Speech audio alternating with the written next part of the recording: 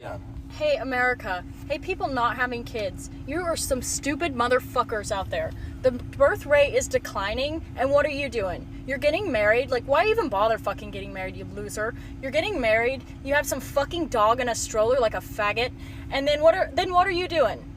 How are you helping America? We're letting the birth rates decline, and I'm speaking particularly to white people. So today, I want you to take the time out of your day to thank a single mom, because us girls getting knocked up, we're the only ones helping with the declining birth rate. You're welcome, America. You're fucking welcome. God. What happened to men pursuing girls? When was the pivotal moment that a man chose to not go after a girl anymore or put in any effort? It seems like guys can just put the bare minimum and not even really put in effort anymore. Men aren't pursuing women anymore because it's pointless and men get nothing out of it. When the average man is saying the average woman chased the 0% men every day, all day, why would they chase a woman that wants to get smashed by another man? Those 0.1 top guys that are rich and famous, they get to sleep with every girl, every single regular girl. So why should a man pursue that? Why should a man pursue a woman that's going to get smashed by another man or wants to be smashed by another man? Why should he? Why should a man chase a woman that's not going to respect him the same way as she does another man and he has to put in more work? Why should his focus even be on women at that point when it's not going to benefit him? He still has to pay all the bills when he meets you, take care of you, and things of that nature. Why does he have to do that? Why is a man even chasing you if you're expecting him to take care of you? Why? So yeah, that's why. That's exactly why. Here in 2024, where the economy is on the brink of collapse, Generation Z, pragmatic and innovative, challenging the traditional path to success. They've seen the burden of student loan debt and the rising cost of tuition. They've witnessed the struggles of their predecessors and have decided to take a different path. College, once considered the only route to success, is now seen as an option, not a necessity. Many adults who skipped college are urging high school graduates to follow suit, saying the rewards are immeasurable. They argue that the price of a degree has a terrible return on investment. The recent costs of higher education have led many to work jobs they could have achieved with a high school degree, such as real estate, trading, and insurance. Decided to go to trade school instead of college. That's right. I started by going to my local trade school back in high school, and then just fell in love with welding. And I've been doing it ever since. You know, Abby, one more follow-up to you.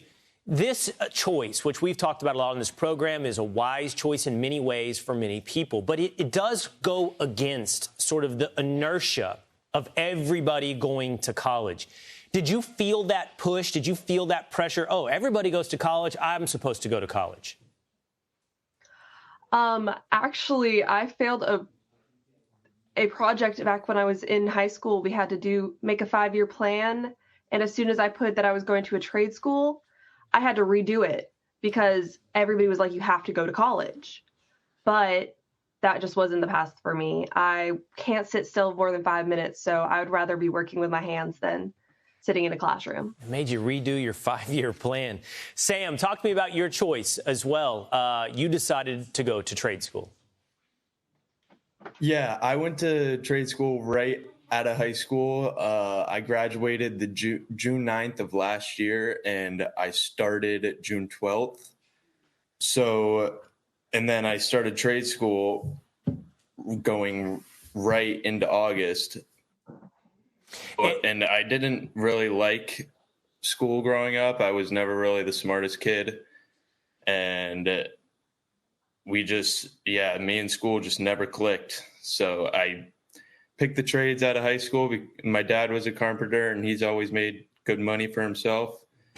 And I just couldn't do this student loan debt with not a set career going out of college. I want to ask you both that really quickly. Sam, then Abby, what did it cost you to go to trade school?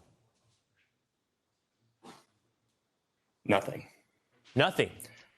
My company covers trade school for me. There you go. Abby?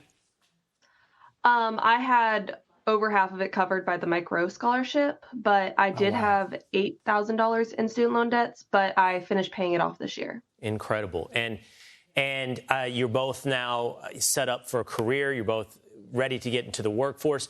You know, I do want to ask you this. One of the things that kids at your age or a little younger than you thinking about going to college, they think about the experience around the school. They set aside the debt. They think about friends and the social environment. How, really quickly, Abby, how did that work for you? Did you feel like you missed anything by skipping college? I mean, you feel like you're going to miss a little bit, but it's just a different experience. Yeah. I mean, 4 years of just going out to party, Right. if you want to do that, you can do that on the weekends, but you got to grow up and go to work at some point. And Sam, really quickly? Yeah, I agree. Parties in college are just getting out of hand, and that's all I would do in college if I went to college. So Instead, Generation Z is heavily investing in trades, learning skills that are in high demand and offer financial stability without the crushing debt. They're electricians, plumbers, carpenters, welders, jobs that cannot be outsourced or automated. As the economy shifts, so too does the definition of success. It's no longer about the degree you hold, but the skills you possess. I want to know who raised this generation of men and why they want to be bad bitches so bad. Okay? We can't compete with each other, okay? I need you to stay in a man's place. You voted for laws that give the jobs to you instead of to us. You know that, right? You have to know about this, right? Women have been saying for decades, they've been saying, we get 77 cents on the... Women want to get paid equal. They don't want to work equal. They just want to get paid equal. So they went to the government and they voted for the government to make things equal. And now that things are equal, women have raised their standards and they're saying, men can't provide anymore. You voted for that. You know that. Well, no fucking shit. Videos for all of the men that call me a single mom and mean it as an insult, so if you're normal, keep scrolling. You want to know what's interesting? In 1973, women weren't allowed to open their own bank account, have a mortgage, nothing by themselves. So a lot of women stayed in those relationships and got married because then they could get a house, they could have access to a bank account, etc., etc. Now, we're in 2024, I have my own bank account, I can have my own mortgage, right? So imagine being alone and raising a child and taking care of all of those things by myself is easier than being in a shitty relationship. I know. It's easier for me. So every single time you call me a single mom and you think it's an insult, I want you to know that it was actually your mom's greatest desire. But they didn't have that right in 1973, so